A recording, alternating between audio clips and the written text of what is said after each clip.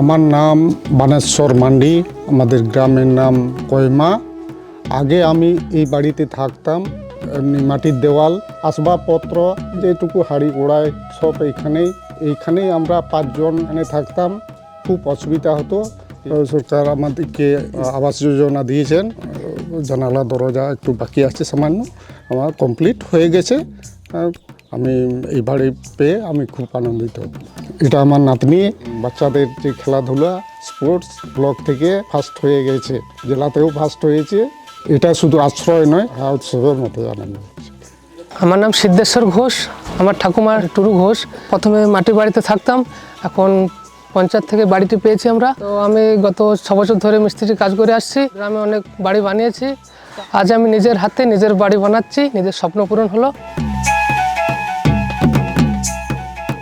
এটা আমার পুরনো বাড়ি, অনেক দিনের ঘর, জল পড়ছিল দিয়ে ঘর হলো। এখন আরামে থাকতে পারবো, বর্ষাকালে জল পড়বে না, শীতে ঠান্ডা বেশি আসবে।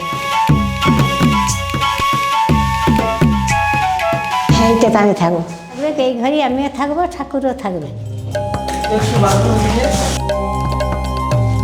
দীপালি রায়, গ্রাম কাঞ্চনপুর, পঞ্চায়েত থেকে এই বাড়িটা পেয়েছি। বাড়িতে আমরা 5 জনা, আমার 2টি মেয়ে, 1টি ছেলে, আমার হাজব্যান্ড, আমি।